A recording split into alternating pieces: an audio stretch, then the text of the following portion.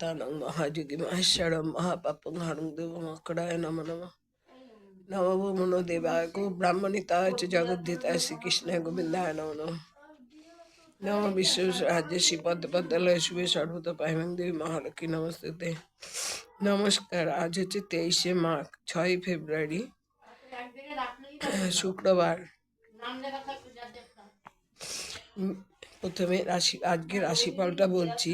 মেষ হচ্ছে রক্তাল্পতা, বৃষ অসৎসঙ্গে ক্ষতি, মিথুন ঋণ প্রাপ্তি, কর্কট সন্তান বিরোধ, সিংহ অতিথি সমাগম, কন্যা দুশ্চিন্তা, তুলা বিড়ম্বনা, বৃশ্চিক উপকৃত, ধনু আশাতীত লাভ, মকর পরীক্ষায় সফল, কুম্ভ কর্ম পরিবর্তন, মীন দাম্ভিকতা।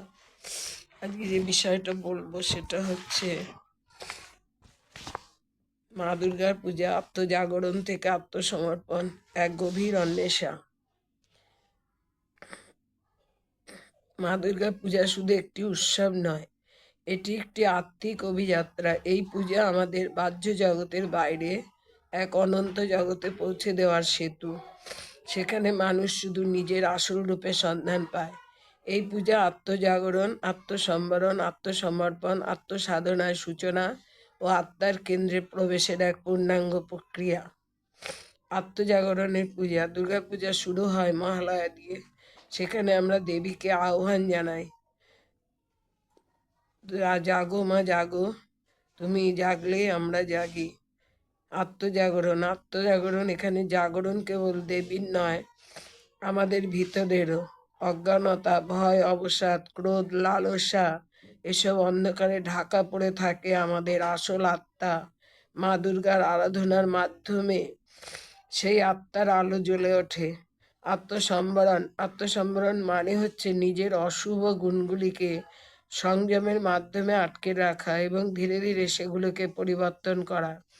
দেবী দুর্গা মহিষাসুর বধ করে আমাদের শিক্ষা দেন জীবনের প্রতিটি কুপ্রবৃত্তির বিরুদ্ধে লড়াই করে চেতনার বিজয় কায়েম করতে। এই পূজার সময় আমরা যদি প্রতিদিন 10 মিনিট নিজেকে প্রশ্ন করি যে আমার ভিতরের মহিষাসুর কারা, তবে সেই বোঝাপড়া, সেই থেকেই শুরু হবে আত্মিক রূপান্তর।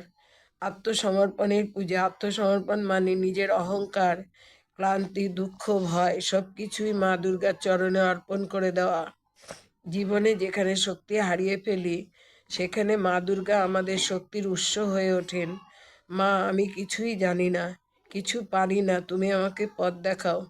এই বিনয়ী সমর্পণের মধ্য দিয়েই ঈশ্বরের শক্তি আমাদের জীবনে প্রবাহিত হয়।